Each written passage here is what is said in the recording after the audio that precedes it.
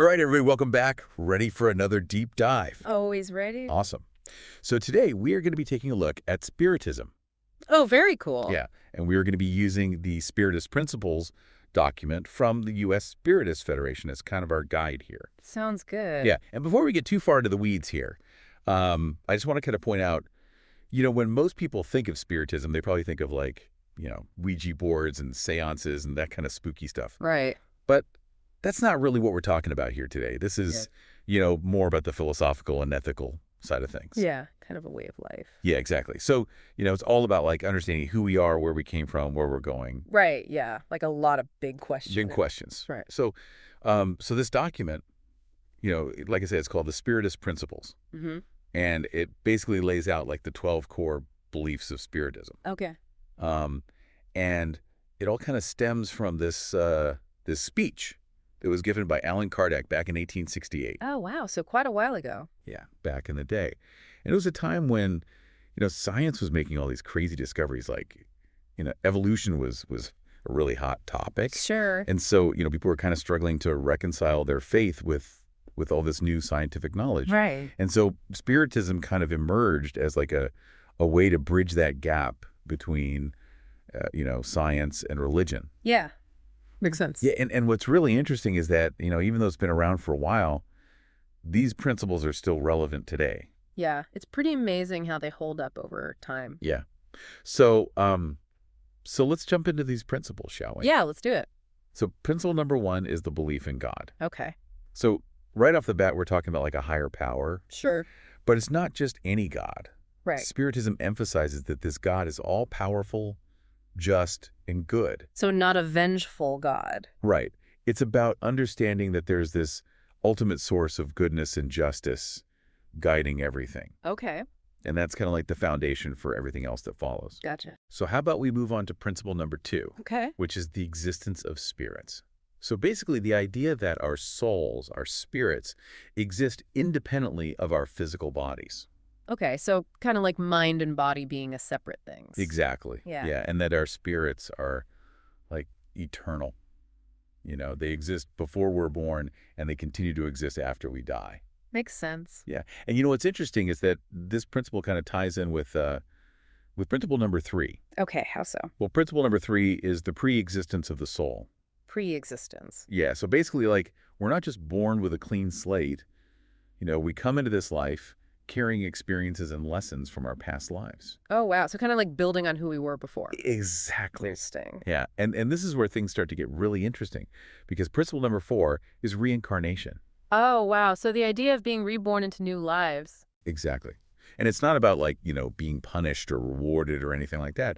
It's more about continuing our spiritual journey and learning and growing with each lifetime. So each lifetime is like a chapter in a bigger book. Yeah, a chance to kind of work through our imperfections and, gradually evolve towards becoming better versions of ourselves. And hopefully each chapter gets a little bit better. Well, yeah, that's the goal, right? Yeah. And principle number 5 actually talks about that. It says that the natural consequence of this progression, of this reincarnation cycle, is happiness. Happiness. Yeah. So it's not just about reaching some ultimate destination. Right. It's about the journey itself.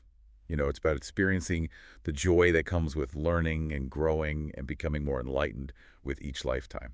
So it's about the process of becoming better, not necessarily about reaching some perfect end state. Exactly. That's a great way to put it. Thanks. All right, so we've talked about God, we've talked about spirits, we've talked about reincarnation.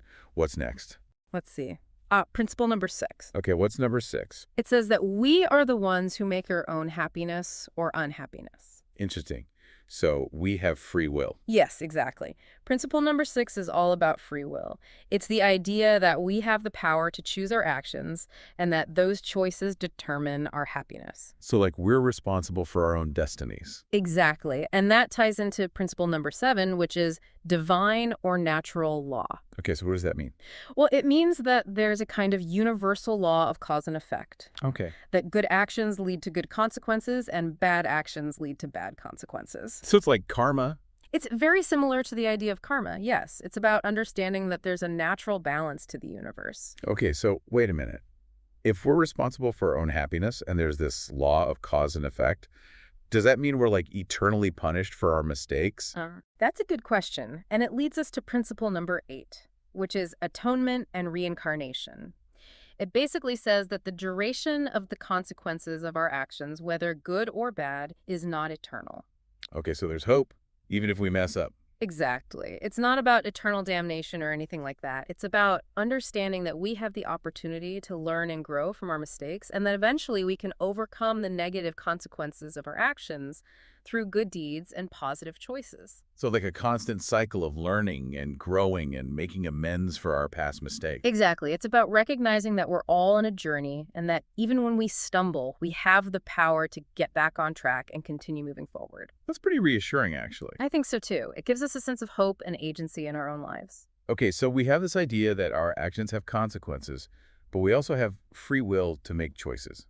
Where does that leave us? Well, that brings us to principle number 9, which is the plurality of existences. Plurality of existences, what does that mean? It means that this earthly life is just one phase in a much larger journey of the soul. Oh, okay, so it ties back into reincarnation. Exactly. We experience multiple lifetimes, each one offering unique opportunities for learning and growth. So it's like we're constantly evolving and progressing towards something greater. Yes, exactly. It's a beautiful and empowering concept, don't you think? I do, actually. Kind of makes you feel like even the tough times have a purpose. I agree. And it gives us a sense of responsibility for our choices, knowing that they shape not only this life, but also future lifetimes. All right, so we've talked about God, spirits, reincarnation, free will, the law of cause and effect, and the plurality of existences. What else is there? Well, things are about to get a little spooky. Principle number 10 talks about the relationship between the material and spiritual worlds. Okay, so this is where we start talking about ghosts and stuff. Not necessarily ghosts in the traditional sense, Okay. but Spiritism does acknowledge that there's more to reality than what we can see and touch. Okay, so there's like a spiritual realm that exists alongside our physical world. Exactly. And these two realms are interconnected. They influence each other in ways that we may not always understand. So it's not just about life and death. It's Yeah. about these two worlds coexisting and interacting with each other. Precisely. And that leads us to principle number 11, which is the possibility of communication between the material and spiritual worlds. Okay, so this is where we get into mediums and seances and all that. Well, yes and no. Spiritism does believe that communication with spirits is possible, but it emphasizes that it should be approached with caution and discernment. Okay, so not just messing around with Ouija boards. Right. It's about understanding that these communications can be influenced by a variety of factors, and that it's important to be critical and responsible when exploring these phenomena. So it's more about like, careful research and understanding than just trying to contact spirits for fun. Exactly. And it's important to remember that not all spirits are benevolent. Okay, so there can be negative entities out there too. Right. Just like in the physical world, there are good and bad spirits in the spiritual realm. That makes sense. So what's the last principle? The 12th and final principle ties everything together. It emphasizes the importance of charity, morality, and love as the pathways to spiritual evolution. Okay, so it's not just about believing in all these things. It's about putting them into practice. Exactly. Spiritism teaches that true spirituality is about living a life of compassion, kindness, and generosity. It's about striving to be better people, not just for our own benefit, but for the benefit of all beings. So it's about action, not just belief. Exactly. It's about making the world a better place through our thoughts, words, and deeds. This is all very interesting, but it does raise a question for me. Does Spiritism expect us to just accept all of these principles on faith? Not at all. In fact, Spiritism encourages free examination and the use of reason. It urges us to question, explore, and think critically, never accepting anything blindly. So it's not about blind faith. It's about finding truth through reason and evidence. Precisely. Spiritism recognizes that true faith is based on understanding, not on blind acceptance.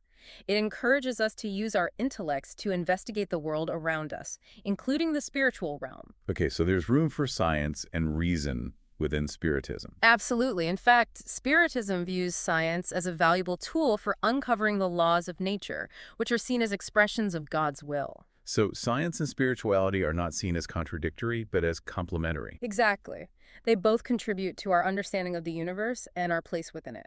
Wow, this has been a really enlightening conversation. I feel like I have a much better understanding of Spiritism now. Me too. It's a truly fascinating and multifaceted philosophy. Yeah, and you know what's really striking to me is how optimistic and hopeful it is. I agree. It offers a vision of life where even the most challenging experiences can be seen as opportunities for growth and progress. And it emphasizes the interconnectedness of all things, reminding us that we're not alone in this journey. Exactly. We're all part of something much bigger than ourselves. And that's a really comforting thought, isn't it? It is. It gives us a sense of purpose and meaning, knowing that our lives have a greater significance beyond this physical realm. Well, this has been a truly fascinating deep dive into Spiritism. It has. And if you're interested in learning more, I encourage you to check out the US Spiritist Federation. They have a wealth of resources available on their website. Thanks for joining us on this journey of exploration. It's been a pleasure. All right, till next time, folks, keep those minds open and keep exploring. See ya. Bye.